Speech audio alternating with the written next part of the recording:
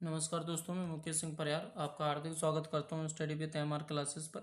जैसा कि आपको बताया गया है कि एसएससी जीडी की पीवाईक्यू सीरीज चलाई जा रही है और उसी क्रम में ये जीएस का अगला वीडियो। आइए हम दोस्तों देखते हैं पहले क्वेश्चन पर। पहला क्वेश्चन आपके सामने यहाँ पर बोला जा रहा है। पहला क्वेश्चन कि एक ऐसी अवस्था या स्थिति एक ऐसी अवस्था या स्थिति जिसमें किसी व्यक्ति समुदाय के पास न्यूनतम स्तर के वित्तीय संस्थानों और आवश्यक वस्तुओं का अभाव होता है। तो ऐसी जो अवस्था होती है वो होती है निर्धनता। उसको हम क्या कहते हैं दोस्तों? निर्धनता कहते हैं। ठीक है। अब हम सेकंड क्वेश्चन के बारे में आ जाते हैं। निर्धनता और निरक्षरता का मतलब होता है निरक्षरता का मतलब होता है कि जो व्यक्ति पढ़े लिखे नहीं होते हैं। बेरोजगारी का मतलब आप जानते हैं। यहाँ से हम सेकंड क्वेश्चन की बात कर लेते हैं। अगर हम सेकंड क्वेश्चन की बात करें तो सेकंड क्वेश्चन अपने आप में यहाँ से बोला जा रहा है। सेकंड क्वेश्चन की अगर हम बात करें तो सेकंड क्वेश्चन अपने आप में बोला जा रहा है यहाँ पर कि मध्य प्रदेश में ढोल की थाप और विभिन्न अवसर पर महिलाओं द्वारा निम्नलिखित में कौन सा नृत्य किया जाता है? तो ये किया जाता है मटकी नृत्य। अगर मैं मटकी नृत्य की बात करूं तो ये जो मटकी नृत्य है ये मध्य प्रदेश के मालवा क्षेत्र में किया जाता है। यह मध्य प्रदेश के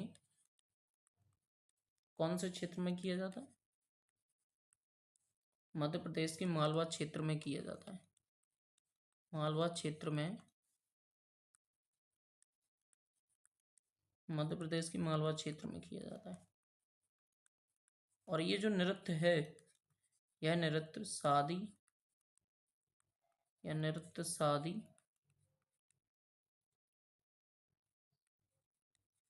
शादी और जन्मदिन नृत्य शादी जन्मदिन या किसी अन्य खास मौके पर किया जाता है। अन्य खास मौके पर किया जाता है।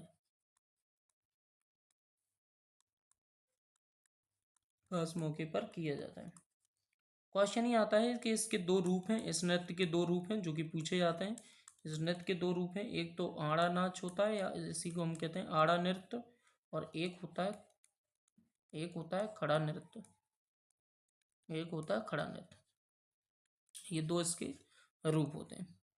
अब हम थोड़ा सा इसके अगले वाले क्वेश्चन की बात कर लेते हैं। अगला क्वेश्चन जो है बोला जा रहा है कि Indian premium league IPL cricket tournament का पहला संस्करण निम्नलिखित में से किस वर्ष आयोजित किया गया था? तो इसका जो पहला संस्करण है वो आयोजित किया गया था 2008 में। इसके बारे में थोड़ा सा मैं यहाँ पर तरीके से पीडीएफ को अरेंज कर लेते हैं अपन। हम्म देखो, यहाँ से मैं थोड़ा सा ये कटिंग करके आया हूँ जिससे आपको समझ में आ जाएगा। देखो, अगर मैं आईपीएल की शुरुआत की बात करूँ तो आईपीएल 2008 में शुरू हुआ था। ठीक है। और इसमें सबसे ज़्यादा बार जो जीती है मुंबई इंडियंस 5 बार, ये आपके लिए, और 5 बार सीएसके। ये कहीं ना कहीं आपके लिए बहुत ज़्यादा इंपॉर्टेंट तरीके से नोट्स बना के लाया हूँ। अगर मैं आईपीएल से जुड़े करंट के सवाल की बात करूँ तो अगर हम 2024 की बात करें, 2024 की आईपीएल की बात करें तो आयोजन तिथि इसकी कब थी? 22 मार्च से 26 मार्च। ठीक है। संस्करण कौन सा था? ये 17वां संस्करण था। प्रयोजनकर्ता की बात करें तो टाटा था। ठीक है। अगर कुल टीम की बात करें तो कुल टीम कितनी थी? 10 थी। अगर हम यहाँ से विजेता की बात करें तो विजेता कोलकाता नाइट राइडर्स, जो कि 2012, 2014 और 2024 में ये जीती थी। उसके बाद अगर मैं उपविजेता की बात करूं तो सनराइज हैदराबाद 12.5 करोड़। और अगर मैं पुरस्कार की बात करूं तो पुरस्कार विजेता में कौन था? 20 करोड़। ठीक है। उपविजेता सनराइज था और पुरस्कार जीता कौन था? तो जीते हैं कोलकाता नाइट राइडर्स। इसे मिलेंगे 20 करोड़ और उपविजेता वालों को मिलते हैं 12.5 करोड़। स्टेडियम फाइनल मैच कहाँ पर हुआ था? तो चिदम्बरम स्टेडियम में हुआ था। ठीक है। चिदम्बरम स्टेडियम में हुआ था। और अगर हम बात करें आगे की तो यहाँ से थोड़ा सा मैं लिख कर बता देता हूँ कि ये जो राजस्थान रॉयल्स के लेग स्पिनर युजवेंद्र चहल इतिहास में सबसे ज़्यादा 200 विकेट लेने वाले गेंदबाज हैं। और ये किस में? आईपीएल में इनका रिकॉर्ड रहा है। किस में रिकॉर्ड है ये? आईपीएल में। राजस्थान रॉयल्स के लेग स्पिनर जो हैं युजवेंद्र चहल इतिहास में सबसे ज़्यादा 200 विकेट लेने वाले गेंदबाज हैं। अगर हम 2024 की पर्पल कैप की बात करें तो वो हर्षल पटेल हैं। और अगर ऑरेंज कैप की बात करें तो वो कौन है? विराट कोहली है। अगले क्वेश्चन की तरफ पढ़ते हैं।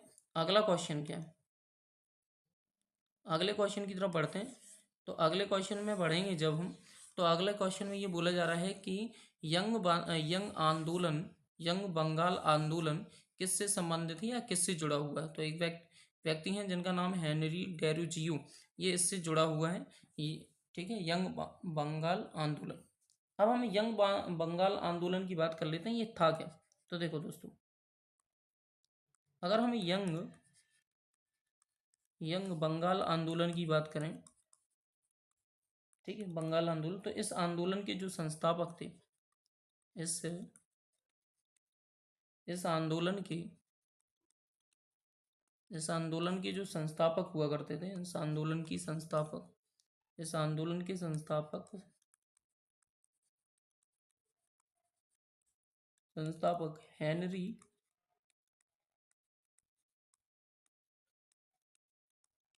हेनरी डेरोजियो थे।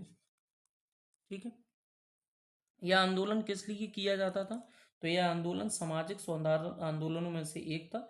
इसकी शुरुआत कोलकाता की शुरुआत जो हुई थी, इसकी जो शुरुआत थी, यह आंदोलन किस लिए किया जाता था। तो अभी मैंने बताया कि इस आंदोलन की शुरुआत की गई थी सामाजिक सुधार आंदोलन में से एक था, और इसकी शुरुआत जो की गई थी वो कोलकाता के हिंदू कॉलेज में हुई थी।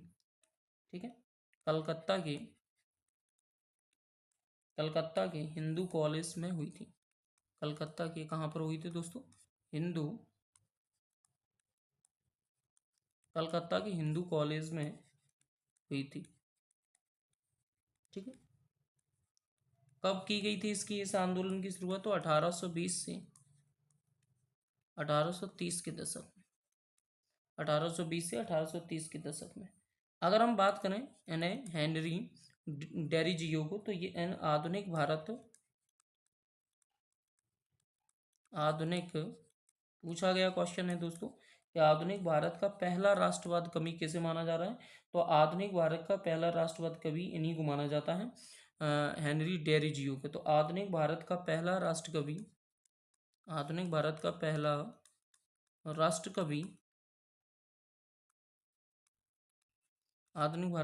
राष्ट्रकवि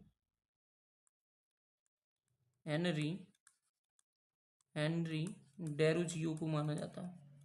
आधुनिक भारत का पहला राष्ट्रकवि हेनरी डेरिजियो को माना जाता है। हेनरी डेरिजियो को माना जाता है। अगर हम बात करें तो इनकी एक लंबी कविता है, ठीक है, एक कविता है जो कि पूछी जाती है। इनकी एक कविता है जो कि बहुत लंबी कविता है, और इसका जो नाम है वो जंगीरा का फकीर, जंगीरा जंगीरा का फकीर जंगीरा का फकीर, ये इनकी एक कविता है दोस्तों, जो कि कहीं ना कहीं इनके नाम से जानी जाती है। आगे और अगर हम बात करें तो ये पुर्तगाली मूल के एक भारतीय कवि थे और हिंदू कॉलेज के सहायक प्रधानाध्यापक थी। ठीक है, अगर ठीक है, कहाँ की थी, तो ये पुर्तगाली मूल की व्यक्ति थी। पुर्तगाली पुर्तगाली मूल की मूल के एक भारतीय कवि हुआ करती थी, एक भारतीय कवि थी। पुर्तगाली मूल की क्या थी, एक भारतीय कवि थी। ठीक है, अब हम अगले क्वेश्चन पर बात कर लेते हैं। अगला क्वेश्चन बोला जा रहा है कि कृषि के उत्पादन के बढ़ाने के लिए सदाबहार क्रांति शब्द किसने गढ़ा था। सदाबहार का ही मतलब होता है हरित क्रांति से। सदाबहार क्रांति का मतलब किससे होता है, हरित क्रांति से। तो बोला जा रहा है कि सदाबहार का मतलब होता है हरित क्रांति से। तो हरित क्रांति की शुरुआत किसने की। तो हरित क्रांति के बारे में मैं पहले आपको पढ़ा चुका हूँ। हरित क्रांति की जो शुरुआत की थी वो डॉक्टर एम एस स्वामीनाथन ने की थी। किसने की थी दोस्तों, डॉक्टर एम एस स्वामीनाथन। अच्छा, इससे एक एसएससी में जुड़ा हुआ क्वेश्चन पूछा गया था। इसका जो ऑप्शन राम मनोहर लोहिया से, हम थोड़ा सा इस पर बात कर लेते हैं राम मनोहर लोहिया से। राम मनोहर लोहिया के बारे में एक क्वेश्चन पूछा गया था कि सप्त क्रांति या सात क्रांति की शुरुआत किसने की थी। सप्त क्रांति या सात क्रांति की अवधारणा सात क्रांति की अवधारणा किसने दी थी। तो सप्त क्रांति या सात क्रांति की जो अवधारणा थी वो राम मनोहर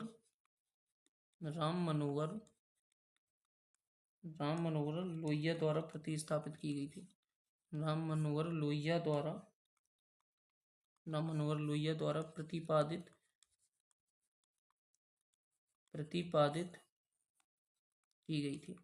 ठीक है, ये बात हमें बहुत ज़्यादा अच्छे से याद रखनी है, ये क्वेश्चन बहुत ज़्यादा इंपॉर्टेंट है राम मनोहर लोहिया का। अगर मैं इनके जन्म की बात करूँ तो इनका जो जन्म था, राम मनोहर लोहिया का जो जन्म था वो 1910 में, ये भी पूछा गया है, 1910 में यूपी में हुआ था। 1910 में यूपी में हुआ था। ठीक है, उत्तर प्रदेश के अकबरपुर में हुआ था तथा ये पूंजीवाद और साम्यवाद के विरोधी थे। ये क्वेश्चन पूछा गया एसएससी में कि बताइए राम मनोहर लोहिया किस कॉन्सेप्ट, किस विचारधारा के विरोधी थे। तो पूंजीवाद व साम्यवाद के विरोधी थे। ठीक है दोस्तों, ये थोड़ा सा राम मनोहर लोहिया से रिलेटेड कुछ क्वेश्चन है। आगे बोला जा रहा है कि अक्टूबर 2022 में न्यायमूर्ति को भारत सरकार द्वारा गैर कानूनी न्यायाधिकरण पीठासन अधिकारी के रूप में नियुक्त किया गया है। तो ये किसे नियुक्त किया गया है? तो ये नियुक्त किया गया है दिनेश कुमार को। अब हम अगले क्वेश्चन की बात कर लेते हैं। अगला क्वेश्चन आपसे भारतीय संविधान के बारे में पूछा गया है। ठीक है, अगर हम यहाँ पर एक और व्यक्ति हैं आर.वी. राव, अगर हम इनके आर.वी. राव के भी बारे में बात करें तो आर.वी. राव के बारे में लाओ थोड़ा सा समझा देते हैं। आर.वी. राव कौन थे? इनसे रिलेटेड एक क्वेश्चन एसएससी में पूछा गया है, आर.वी. राव से रिलेटेड, उस पर हम बात कर लेते हैं। पूछा गया है कि भारत की राष्ट्रीय आय की गणना के लिए वैज्ञानिक पद्धति का प्रयोग करने वाला प्रथम व्यक्ति कौन था? तो आर.वी. राव थे। क्या मैंने बोला कि भारत की भारत की राष्ट्रीय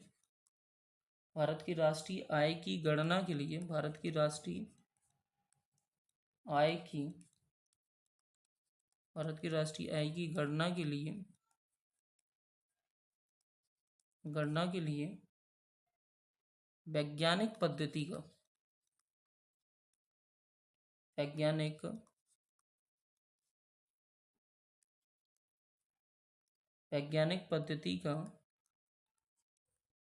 लिए वैज्ञानिक पद्धति का प्रयोग करने वाले प्रथम व्यक्ति थे।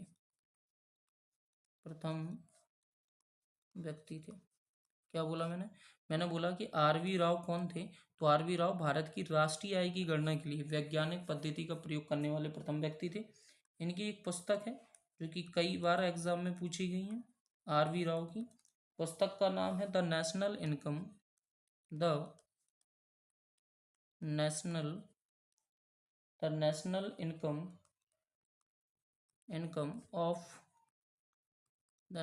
इनकम ऑफ ब्रिटिश इंडिया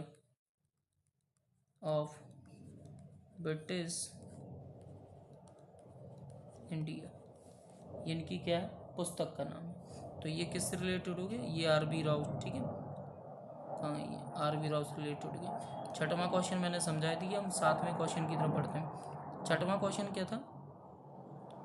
अच्छा, ये दक्षिण मूर्ति के बारे में था।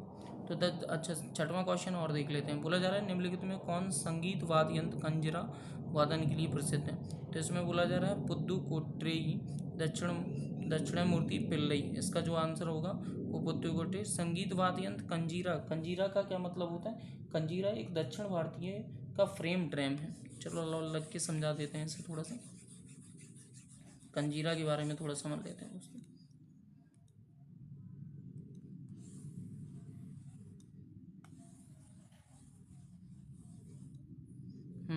अगर हम कंजीरा की बात करें तो कंजीरा यहाँ पर क्या है? तो कंजीरा की अगर हम बात करें, ठीक है, तो कंजीरा क्या है? कंजीरा क्या है यहाँ पर? तो बोला जा रहा है यह एक दक्षिण भारत का एक दक्षिण यह एक दक्षिण भारत का फ्रेम दक्षिण भारत का फ्रेम ड्रम है। एक दक्षिण भारत का फ्रेम ड्रम है और यह कर्नाटक दक्षिण भारत का फ्रेम ड्रम है और यह कर्नाटक संगीत या कर्नाटक संगीत तालबंदों का एक अनिवार्य घटक है। ताल वाद्यों का एक अनिवार्य घटक है।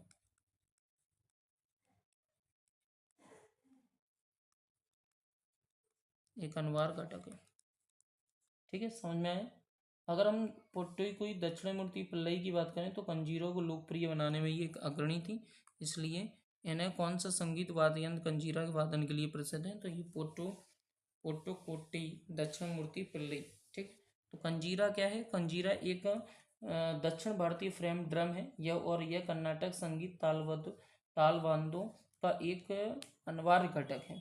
ठीक है दोस्तों, अब हम 7वें क्वेश्चन की तरफ बढ़ते हैं। 7वां क्वेश्चन बोला जा रहा है अक्टूबर 2022 की न्यायमूर्ति को भारत सरकार द्वारा गैर कानूनी गतिविधि न्यायाधिकरण पीठासीन अधिकारी के रूप में नियुक्त किया गया था, तो दिनेश कुमार को कहीं ना कहीं नियुक्त किया गया था। अब हम बात कर लेते हैं अगले 8वें क्वेश्चन की। भारतीय संविधान कौन सा अनुच्छेद मौलिक कर्तव्यों से संबंधित है, तो भारतीय संविधान से अनुच्छेद नंबर 51 संबंधित है। इसके बारे में मैंने थोड़ा सा कुछ तैयार किया था, उसे लगाकर मैं समझा देता हूँ दोस्तों।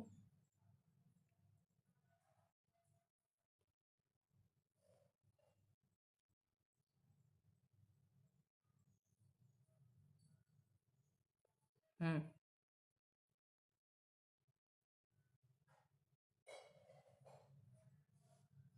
ठीक है दोस्तों, अब देखें यहाँ से।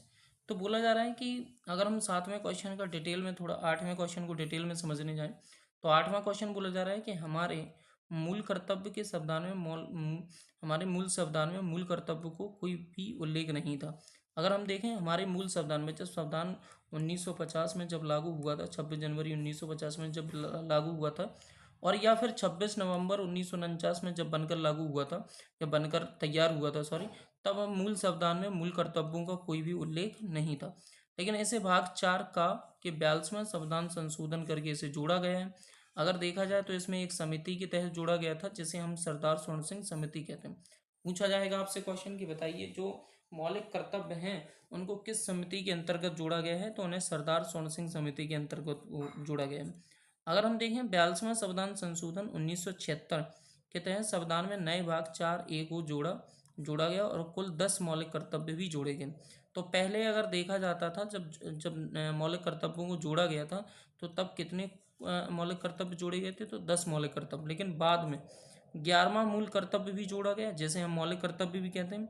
ठीक है, 11वां मूल कर्तव्य जो था वो 86वें संविधान संशोधन 2022 में जोड़ा गया। तो इस बात का विशेष ध्यान देना कि मूल तौर पर जब जोड़े गए थे मौलिक कर्तव्य तब 10 हुआ करते थे, लेकिन अगर बात करें तो बाद में 86वां संविधान संशोधन 2022 में 11वां जोड़ा गया। तो कुल मिलाकर कुल कितने मौलिक कर्तव्य हैं, तो 11 मौलिक कर्तव्य हैं। इस बात का हमें क्या करना, विशेष ध्यान देना है। आइए दोस्तों अगले क्वेश्चन की तरफ बात कर लेते हैं, नवे क्वेश्चन की तरफ। तो नवा क्वेश्चन क्या क्या कहा जा रहा है कि नवा क्वेश्चन पहले से रफ रफ कर लें अपन। नवा क्वेश्चन क्या कहा जा रहा है, नवा क्वेश्चन कहा जा रहा है, नवा क्वेश्चन बोला जा रहा है कि निम्नलिखित में से किस सरकार ने आदिवासी गांवों को मुख्य सड़कों से जोड़ने के लिए भगवान बिरसा मुंडा को जोड़ रास्ते योजना शुरू की थी। तो ये महाराष्ट्र था। ठीक है, ये कौन सी सरकार थी, तो महाराष्ट्र सरकार ने इस तरीके की योजना शुरू की थी। अब बिरसा मुंडा कौन थे, इनके बारे में थोड़ा सा हम बात कर लेते हैं। ठीक है, भगवान बिरसा मुंडा कौन थे, तो इनके बारे में हम थोड़ा सा बात कर लेते हैं। देखो बिरसा मुंडा 1875 1875 से 1900 एक आदिवासी नेता और धार्मिक उपदेशक और लोक नायक हुआ करते थे। ये एक आदिवासी आदिवासी नेता, इन्हें आदिवासी नेता, धार्मिक उपदेशक धार्मिक उपदेशक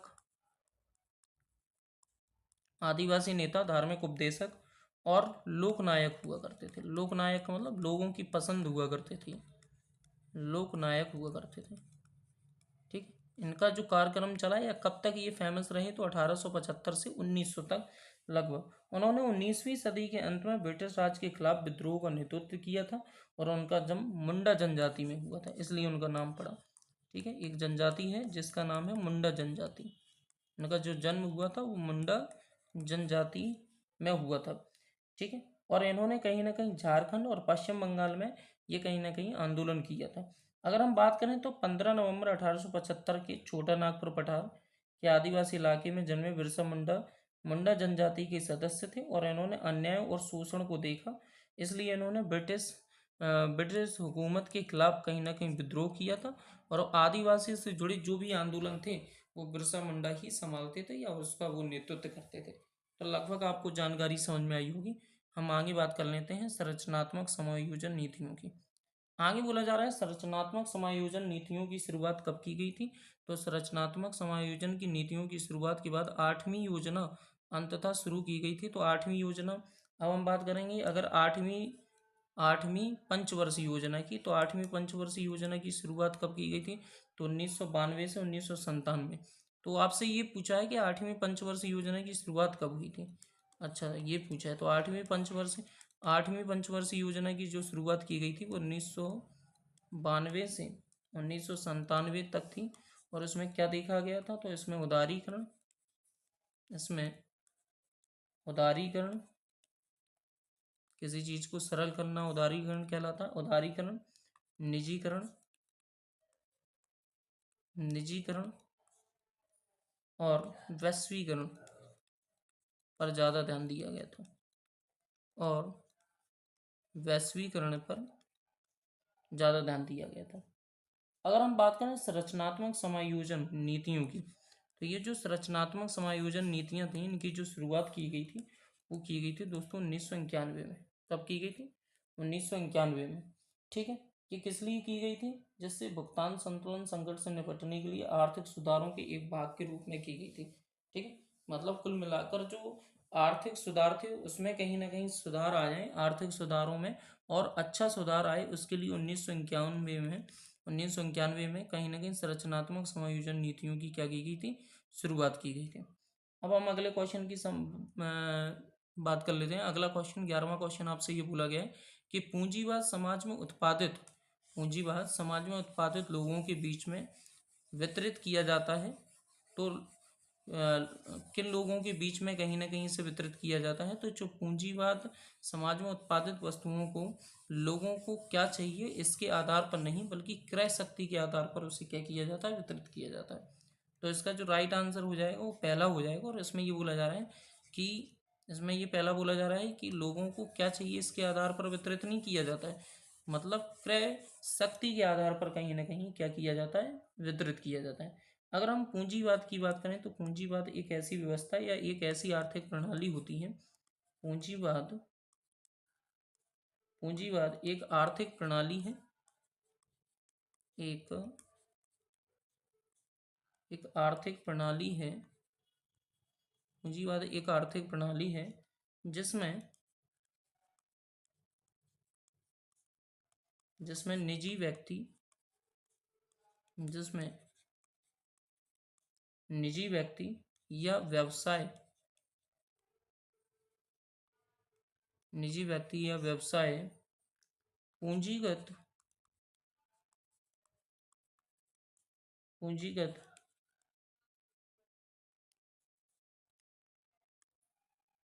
पूंजीगत वस्तुओं के क्या होते हैं, मालिक होते हैं। पूंजीगत वस्तुओं के मालिक होते हैं। ठीक है, ये होती है पूंजीवादी व्यवस्था। आगे बोला जा रहा है कि निम्नलिखित में से 12वें क्वेश्चन की अगर हम बात करें तो 12वां क्वेश्चन बोला जा रहा है कि निम्नलिखित विकल्पों में से डैश जो उच्चतम साक्षरता दर 2011 वाले केंद्र शासित प्रदेश में बताएं। तो सबसे ज़्यादा जो साक्षरता दर देखी जाती है वो कहाँ पर देखी जाती है, लक्षद्वीप में। ठीक है, 2011 के आंकड़े के अनुसार 2011 के अनुसार सबसे ज़्यादा लक्षद्वीप में। अगर हम न्यूनतम की बात करें तो न्यूनतम कहाँ पर देखा जाता है, तो न्यूनतम देखा जाता है दादर नगर हवेली, दादर एवं नगर हवेली में। 2011 के आंकड़े के अनुसार केंद्र शासित प्रदेश में सबसे कम साक्षरता दर जो देखी जाती है वो दादर नगर हवेली में देखी जाती है।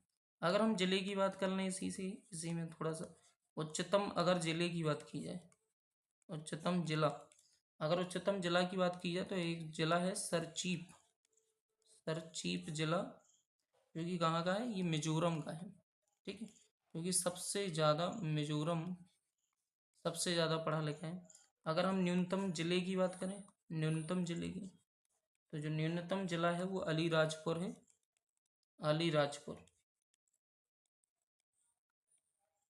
अलीराजपुर, जो कि कहाँ का है, एमपी का। ठीक है, जो कि भैया यहाँ पर सबसे ज़्यादा कम पढ़े लिखे लोग हैं।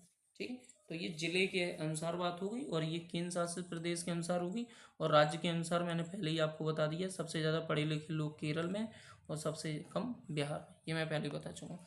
अब हम 13 वाले क्वेश्चन की बात कर लेते हैं। बोला जा रहा है कि मई 2023 में कर्नाटक पुलिस महानिदेशक प्रवीण सूद को अगला निदेशक नियुक्त किया गया है। तो अगला किसका नियुक्त किया गया है, केंद्रीय जांच ब्यूरो मतलब सीबीआई का।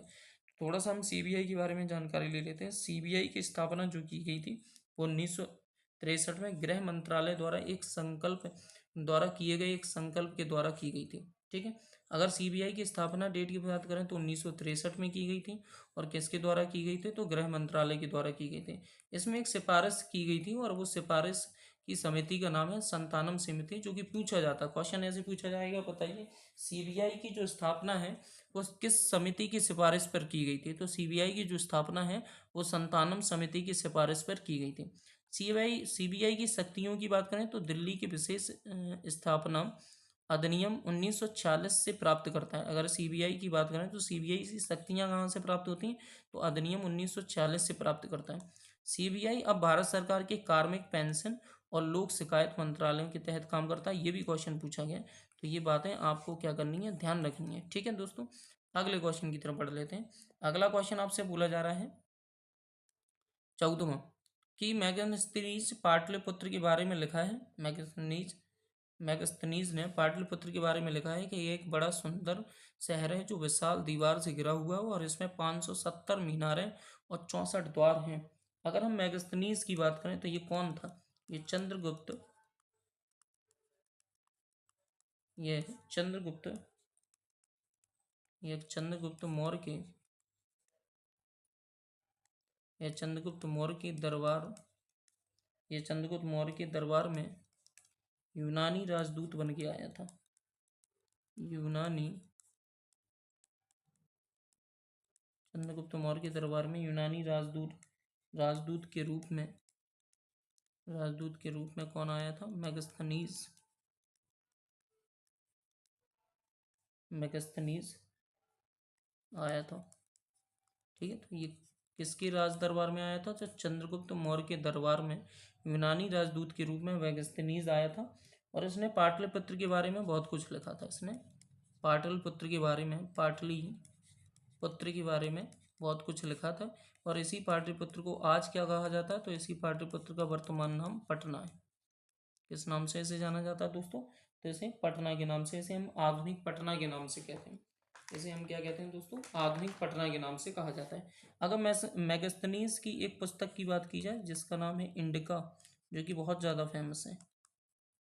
इंडिका पूछा जाता है, बताइए इंडिका किसकी पुस्तक है, तो इंडिका मैगस्थनीज की है। ये पुस्तक है इसकी, जो कि बहुत ज़्यादा क्या है दोस्तों, फेमस है। ठीक है, तो इसने पाटलिपुत्र के बारे में क्या पढ़ा और क्या जाना, तो 570 मीनारें और 64 द्वार बताए थे। ठीक है, और ये किसके दरबार में था, तो चंद्रगुप्त मौर्य के दरबार में था। यूनानी राजदूत हुआ करता था जिसका नाम मैगस्थनीज था। और ये पुस्तक इसकी जो थी सबसे ज़्यादा फेमस, उसका नाम था इंडिका। ठीक है दोस्तों, अब हम अगले क्वेश्चन की बात कर लेते हैं, हॉर्नबिल पर्व। और हॉर्नबिल पर्व के बारे में मैंने कई बार बताया, पहले वीडियो में आप देख सकते हैं। तो इसका जो राइट आंसर हो जाएगा नागालैंड। ठीक है दोस्तों, अब हम अगले क्वेश्चन की तरफ बढ़ते हैं।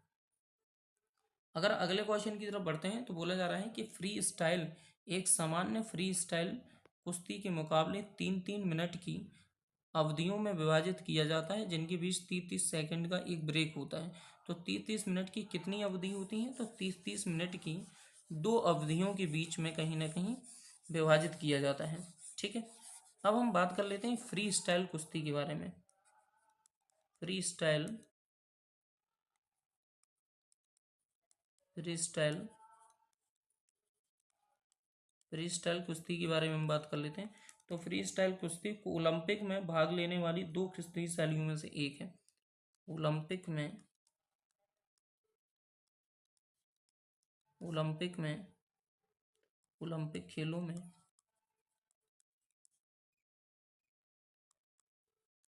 ओलंपिक खेलों में भाग ओलंपिक खेलों में लेने वाली भाग लेने वाली दो दो कुश्ती शैलियों में से दो कुश्ती शैलियों में से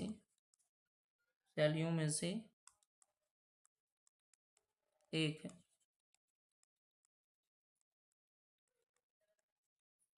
दूसरी का जो नाम है, एक तो हो गई फ्री स्टाइल कुश्ती, दूसरी का जो नाम है दूसरी का नाम है Greco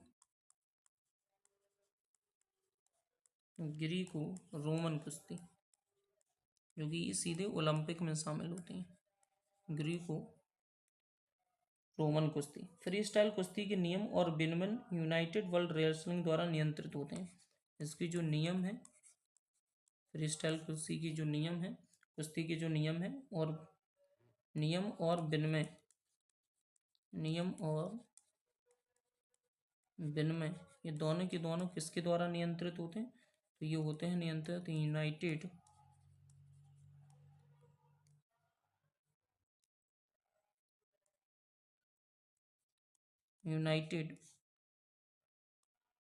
United world United world wrestling द्वारा यूनाइटेड वर्ल्ड रेसलिंग ठीक है, यूनाइटेड वर्ल्ड रेसलिंग द्वारा कहीं ना कहीं क्या किए जाते हैं? नियंत्रित किए जाते हैं। ठीक है दोस्तों, बोला जा रहा फ्री स्टाइल कुश्ती में स्कोरिंग के डेकडाउन, रिवर्सल, एक्सपोजर, पेनल्टी के लिए एक अंक शामिल होता है। ठीक है, ये आप समझ ही लेना। अब हम आगे बात कर लेते हैं 18वें क्वेश्चन 17वें क्वेश्चन में। 17 क्वेश्चन आपसे बोला जा रहा है कि भारतीय संविधान में निम्नलिखित में से कौन से अनुच्छेद का संबंध भारतीय संसद से? तो भारतीय संसद के 79 से 122, आर्टिकल 79 से 122 तक कहीं ना कहीं किसके बारे में दिया गया है? ये संसद के बारे में दिया गया है। आर्टिकल 79 क्या कहता है? आर्टिकल 79 कहता है कि भारत में एक संसद होगी। अनुच्छेद 79 क्या कहता है? 79 कहता है कि भारत में एक संसद का गठन होगा। ठीक है, भारत में एक संसद होगी या भारत में एक संसद का गठन होगा। संसद का गठन होता कैसे है? तो आपको मैंने पहले भी बताया कि संसद का जो गठन होता है वो दो सदन प्लस राष्ट्रपति को मिलाकर होता है। दो सदन और प्लस राष्ट्रपति को मिलाकर होता है। दो सदन कौन कौन से होते हैं? एक लोकसभा होता है और एक राज्यसभा होता है। यह आर्टिकल किस में लिखा? 79 में। इससे रिलेटेड एक आर्टिकल और है, बहुत ज़्यादा इंपॉर्टेंट है, जो कि अनुच्छेद 108 में साफ साफ बोला गया है। अनुच्छेद 108 क्या कहता है कि अनुच्छेद 108 संसद की संयुक्त बैठक से करता है। संसद की संयुक्त बैठक संसद की संयुक्त बैठक से।